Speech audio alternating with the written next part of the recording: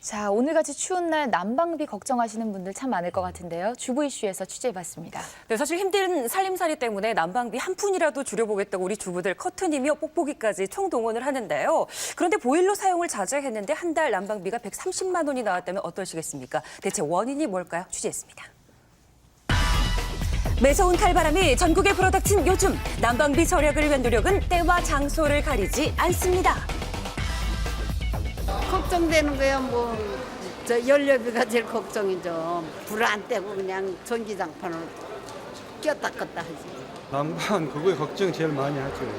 난방비 때문에 그러는 건 뭐고 보일러 떼는 거 그거죠 뭐. 이곳에 사는 분도 갑자기 찾아온 난방비 폭탄 때문에 황당하다고 하는데요. 며칠 전 가스요금 안내 문자를 받게 된 재욱 씨. 예상치 못했던 액수에 깜짝 놀랐다고 합니다. 50만 원이 넘게 빠져나갔더라고요. 근데 저는 그게 잘못 빠져나간 줄 알았어요. 저 평소에는 2만 원에서 3만 원 정도만 나왔고요. 이게 겨울에 난방하고 그럴 때는 그래도 10만 원을 많이 안 넣고 제일 추울 때 2월 달이 되면 그때 한 13만 원 정도 청구가 됐었거든요. 집 크기 또한 40제곱미터의 작은 평수인데다 하루 2~3시간 정도밖에 보일러를 사용하지 않았다고 하는데요. 월 165만 원 받거든요. 평소에도 넉넉하지 않은데 가스요금 50만 원 내고 생활하려면은 힘들죠. 한 달 수입의 3분의 1이 난방비로 빠져나갔다며 난감해하는데요. 문제는 다음 달에도 70여만 원 이상의 난방비를 부담해야 한다는 겁니다.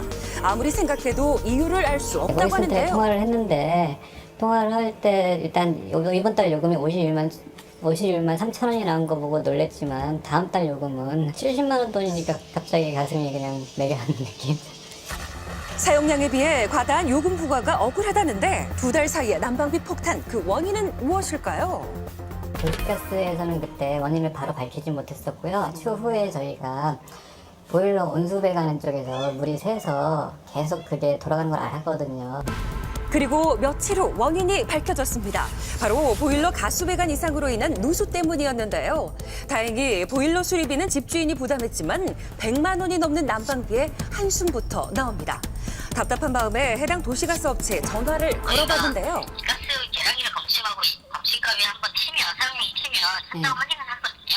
그래서 그 현장 확인한 계량기 지시 맞으면 저희 고진하는 방식입니다. 개별적으로 이거를 가까워 이렇게 연락을 하거나 이 사용량을 꼭 체크해 주세요 이렇게 가는 게 아니라서 저희는요. 누수에 대한 책임은 회사 측에 없다는 이야기입니다. 이번에는 집주인을 찾아가 봤는데요. 사는 사람이 잘 해야 되거든요. 그래서 사는 사람이 책임을 져야지 그걸 갖다가 일일이 내가 들어가서 볼 수도 없고 그런 거는 관계가 없는지 알고 있어요. 그래서 왜 자기가 쓰는 거니까. 그건 소비성이잖아요. 도시가스라는 거 그거는. 수리비를 부담했으니 난방비 부담은 세입자에게 있다는 주장인데요. 이 주장이 맞는 걸까요? 제작진이 확인해봤습니다. 그런데 건물 시설 자체에 문제가 있는 경우 관련 법령에 의거해서 세입자는 집주인에게 수리비는 물론 청구된 요금을 돌려받을 수 있다고 합니다. 한국소비자원의 통계에 따르면 최근 이 같은 가스요금으로 인한 민원이 꾸준히 접수되고 있다는데요. 이렇다 보니 세입자와 집주인 간의 분쟁으로 이어지는 경우도 많다고 합니다. 변성희 주부 또한 난방비 폭탄으로 마음고생을 심하게 했다는데요. 깜짝 놀랐죠. 완전 당황했죠. 집이 뭐 평수가 큰 것도 아니고 끼케야 3,500짜리 전셋집에서 도시가스 요금이 뭐 거의 뭐 200만 원 돈 가까이 나오니까 황당했죠. 평소보다 과하게 청구된 가스요금이 의심스러웠지만 가스가 끊길까 봐 지인에게 돈까지 빌려 요금을 납부했다고 합니다. 그리고 며칠 후 보일러 배관 이상으로 누수가 됐다는 사실을 확인한 후 집주인에게 전화를 걸었다는데요. 처음 이렇게 말했을 때 그 집주인 반응은 어떤가요? 반응은 뭐 냉담했죠. 보일러가 누수된 거기 때문에 이 집주인이 수리를 해줘야 되는 부분인데 제때 수리를 안 해줬으니까 좀 같이 요금을 좀 책임져 달라 했더니 처음에 15만 원을 보내줬어요, 주인이.